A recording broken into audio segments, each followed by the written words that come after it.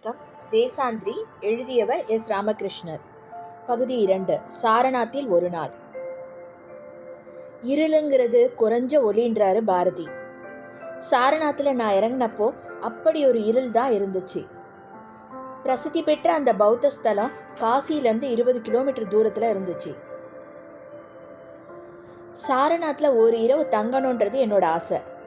நான் காசியிலேருந்து இரவு 9 மணிக்கு கிளம்புனேன். ஆட்டோவா இல்லை பேருந்தான்னு துல்லியமாக பிரித்து அறிய முடியாதபடியாக இருந்துச்சு அந்த வாகனம். சாலையோரமாக நிறுத்தி சாரநாத் சாரநாத்னு கூவிக்கிட்டே இருந்தான் ஒருத்தன். அந்த வண்டியில் 2 வெள்ளைக்காரங்க உட்காந்துட்டு இருந்தாங்க. அவங்க கையில் இருந்த பயண கையேட்டில் புத்தர் தியான குளத்தில் இருந்தார். 10 பேருக்கும் அதிகமாக ஏறினா மட்டும்தான் அந்த வேன் புறப்படும்ன்ற உண்மை புரியாமல் நானும் அதில் 1 மணி நேரத்துக்கும் மேலே அமர்ந்துக்கிட்டு இருந்தேன். ஆனால் வண்டி புறப்படவே இல்லை. காசிக்கு வர பயணிகளில் ரொம்ப சொற்பமானவங்க தான் சாரநாத்தை போய் பார்ப்பாங்க. 10:30 மணி அளவில் வேன் புறப்பட்ட சில நிமிடங்களில் அதில் இருந்த விளக்குகள்லாம் செயலிழந்துடுச்சு. விளக்கு இல்லாமலேயே சாலையில் போயிடலான்றாரு வேன் ஓட்டுநர். இருள் படர்ந்த சாலைக்குள்ளே வேன் மெதுவாக போயிட்டு இருந்துச்சு. மனசில் புத்தர் சாரநாத்தை நோக்கி நடந்து வந்த நிகழ்வு கொஞ்சம் கொஞ்சமாக மனசுக்குள்ளே தோணுச்சு. வழி முழுதும் மாமரங்கள் அந்த காலத்தில் அடர்ந்து இருந்திருக்க வேண்டும். இப்போ மரங்கள் கண்ணுக்கு தெரியல, ஆனால் அந்த வாசம் முகத்தில் அடித்தபடியே வந்துச்சு. சாரநாத் வந்து சேர வர எதிரில் ஒரு வாகனம் கூட கடந்து போல. சிறிய கிராமம் போலவே இன்றைக்கும் சாரநாத் அடங்கி ஒடுங்கி இருந்துச்சு. சாரநாத்தில் ஒரு விளக்கு கம்பம் அருகே என்னை இறக்கி விட்டுட்டு வேன் டிரைவர் கடந்து போயிட்டாரு. எங்கே போய் தங்கிறது அப்படின்னு தெரியாதபடியே சாரநாத்தோட தெருக்கல்ல நடக்க துவங்கினேன். இந்த சாலைகள் 1000 வருஷங்கள் கடந்தவை. சாரநாத்தில் இன்னைக்கு நான் பார்க்குற ஆகாயமும் காத்தும் நட்சத்திரங்களும் கௌதம புத்தரும் பார்த்தது. சாரநாத்தின் காற்றுல புத்தரோட குரல் எங்கோ கரைஞ்சி இருக்கு. புழுதி எழுப்பும் தெருக்கல்ல ஆள் நடமாட்டமே இல்லை. எங்கே தங்குறதுன்னு தெரியாமல் சுற்றி தெரிந்தப்போ ஒரு டிராவல் கைடு என்னை பார்த்து சிரித்தபடி தங்கறதுக்கு ரூம் வேணுமா அப்படின்னு கேட்டார். நான் தலையசைக்க அவர் வீடு போன்ற ஒரு இடத்துக்கு கூட்டிக்கிட்டு போனார். ஒரு பாதி வீடாகவும் மற்றொரு பாதி விடுதியாகவும் மாற்றப்பட்டிருந்தது. அதில் ஒரு சிறிய அறைகள் இருந்துச்சு.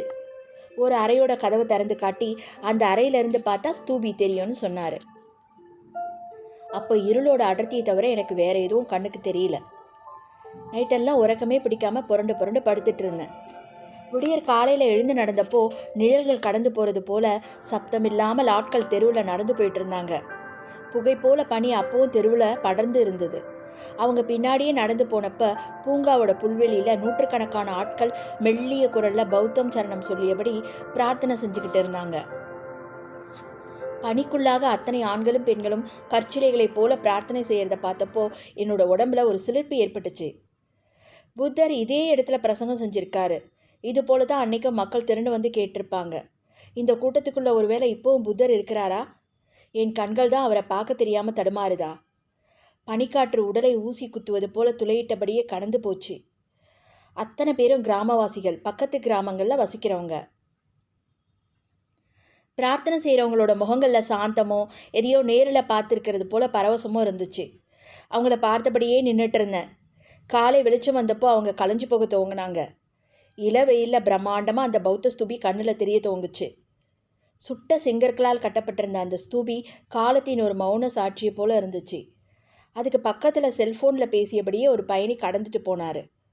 சாரநாத் ஒரே நேரத்தில் 2 காலங்களில் வாழ்ந்து கொண்டிருக்கிறதோன்னு எனக்கு தோணுச்சு.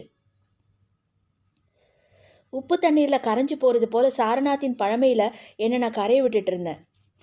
உடம்புல வெயில் ஏறுவது போல காலத்தின் சாறு என் மீது படர்ந்து இருந்தது. கண்களால் விழுங்க முடியாதபடி பிரம்மாண்டமாக இருந்தது அந்த ஸ்தூபி. கல்பரவிய பாதைகளும் அடர்ந்த மரங்களும் கொண்ட அந்த பூங்காவில் சுடுமண்ணில் செய்த புத்த உருவங்களை வித்துக்கிட்டு இருந்தா ஒரு சிறுமி. எனக்கு பக்கத்தில் வந்து ஒரு சிறிய புத்தரை விலைக்கு வாங்கி கொள்ளும்படி சொன்னான். எங்கிருந்தோ உடைத்து எடுத்து கொண்டு வரப்பட்டிருந்த அந்த கற்சிலையை பார்த்ததும் இது எங்கேருந்து கிடச்சிது அப்படின்னு கேட்டேன். அவள் சிரிச்சுக்கிட்டே எனக்கு தெரியாது அப்படின்னு சொன்னான். நான் இது போல் 4-5 சிற்பங்கள் வேணும்னதும் அவள் இன்னொரு சிறுமியை கூவி அழைச்சா. அவள்கிட்ட இது போல் 2 புத்தர் சிலைகள் இருந்துச்சு. அவளும் எங்கிருந்தோ உடைச்சிக்கிட்டு தான் வந்திருக்கா. அவள் எங்கேருந்து கொண்டு வந்தாள்னு சொல்வதா இருந்தால் 50 ரூபாய் தரேன்னு சொன்னதும், சாரநாத்திலிருந்து 4-5 மைல் தொலைவில் உள்ள ஒரு இடத்துல இது போல் பெரிய ஒரு புத்தர் சிலை இருக்கிறதுன்னும், அதில் நூற்றுக்கணக்கான சிறு புத்தர்கள் ஒன்று சேர்ந்து இருக்காங்கன்னும், அதை மொத்தமாக உடைச்சி ஒவ்வொருவரும் கொஞ்சம் கொஞ்சமாக பிரித்து எடுத்துக்கிட்டாங்கன்னும் தயங்கி தயங்கி சொன்னான். நாங்கள் நின்றிருந்த இடத்துக்கு அருகில் ஒரு மரத்தடியில் ஒரு புத்த துறவி ஒருவர் தன் கையில் மணிமாலையை உருட்டியபடியே தியானத்தில் இருந்தார். புத்தரோட பிரதிமைகளில் ஆய்வாளர்கள் கண்டு எடுத்தவர் ரொம்ப ரொம்ப கம்மி. இன்னமும் மண்ணுக்கு கீழே எத்தனையோ சிற்பங்கள், கல்வெட்டுக்கள், ஏன் சில நகரங்களே கூட புதையுண்டு கிடக்குது. நான் சிற்பங்களின் மீதும் நகரங்களின் மீதும் தான் நின்றுக்கிட்டு இருக்கிறேனா? நான் அந்த பௌத்த துறவி அருகில் போயிட்டு அமர்ந்தப்போ அவர் பார்வையற்றவர்ன்றதை பார்த்தேன். வெளிநாட்டு பயணியில் ஒருத்தி அவரை புகைப்படம் எடுத்துக்கலாமா அப்படின்னு பர்மிஷன் கேட்டா. பிக்குவோட முகத்தில் சிரிப்பு வந்துச்சு. அவர் ஆமோதித்தவரை போல தலையசைச்சார். நான் அவர் முகத்தையே பார்த்துட்டு இருந்தேன். அருகில் நான் இருக்கிறத உணர்ந்தவரை போல என் பக்கம் திரும்பி கேட்டார், சாரநாத்துக்கு எதுக்காக வந்திருக்க? நான் புத்தரை பார்க்கறதுக்காக வந்திருக்கேன்னு. புத்தரை பார்த்தாயா என்று கேலியான குரலை கேட்டார். நான் புத்த ஸ்தூபியை தான் பார்க்க வந்ததா சொன்னேன். அவர் சிரிப்போடு, சுட்ட செங்கலை உங்கள் ஊரில் நீ பார்த்தது இல்லையா அப்படின்னு கேட்டார். இல்லை, இது 1000 வருஷத்துக்கு முந்தியது இல்லையா அப்படின்னு சொன்னேன். அவர் தனக்குத்தானே சொல்லிக்கொண்டார், 1000 வருடங்கள். அப்புறமா என்கிட்ட உனக்கு என்ன வயசாச்சு அப்படின்னு கேட்டார். நான் சொன்னதும் அவர் குழந்தை போல முகத்தை வச்சுக்கிட்டு கேட்டார், 1000 வருடம்ன்ற சொல் எவ்வளவு லகுவாக எடையற்றதாக இருக்குது. ஆனால் 1000 வருடத்தை நம்ம எப்படி புரிஞ்சுக்குவோம்? நான் மௌனமாக இருந்தேன். அவர் தன் அருகில் கிடந்த ஒரு துணிப்பையை எடுத்து அதிலிருந்து ஒரு கல்லை எடுத்து என்கிட்ட கொடுத்தாரு. நான் இது என்ன கல் அப்படின்னு கேட்டேன். அவர், இதுவும் புத்தர் சிலை தான், ஆனால் இன்னமும் இது சிற்பமாகலைன்னாரு. நான் அந்த கல்லை கையில் வாங்கி வச்சுக்கிட்டேன். அவர் தொடர்ந்து பேசினார். கல் எப்போவும் பழசாகவே இருக்குது இல்லையா? எப்போவாவது ஒரு கல்லை பார்த்து இப்போ தான் பூத்த பூ போல தோன்றுவதாக யாராவது உணர்ந்திருக்காங்களா? ஏன் கல் மட்டும் எப்போவுமே முன்னால் பார்த்த பொருள் போலவே மாறுபடுகிறது? எனக்கு பதில் தெரியலை. அவர் சொல்ல ஆரம்பித்தார். கற்கள் சிறகுகள் உள்ளவை. அவை வண்ணத்து பூச்சி பறப்பது போல பறந்து அலையுது. எங்கோ ஒரு மலையிலிருந்து உடைந்து விழுந்த கல் இப்போ உன் கையில் இருக்குது. நீ ஒரு மலையை உன் கையில் வச்சுட்டு இருக்க. கற்கள் ரொம்ப விசித்திரமானது. கல்லோட உள்ள என்ன இருக்கிறதுன்னு எவராவது உடைச்சி பார்த்துக்கிட்டே போனால் 2, 4, 8, 16ன்னு கல் பெருகி கொண்டே போகுமே தவிர கல்லோட உட்புறத்தை யாராலும் பார்க்கவே முடியாது. நீ சிற்பங்களை காண்பதை விடவும் அக்கற்களை கூர்ந்து கவனிக்க பழகினால் வடிவம் இல்லாமலேயே புத்தரை காண முடியும்னு சொன்னார். நான் அவர்கிட்ட இருந்து விடை பெறும் பொழுது சொன்னார், ஒரு மரம் விறகாகவோ மேஜையாகவோ ஆவதை விட ஒரு பார்வையற்றவனின் கையில் உள்ள ஊன்றுகோலாக மாறும் பொழுது மிகுந்த அர்த்தமுடையதாகிறது. இதோ என் கையருகே கிடைக்கும் இந்த ஊன்றுகோல் என் பயணத்தின் நதிகளையும் மலைகளையும் கற்படுகைகளையும் தாண்டி வந்திருக்கு.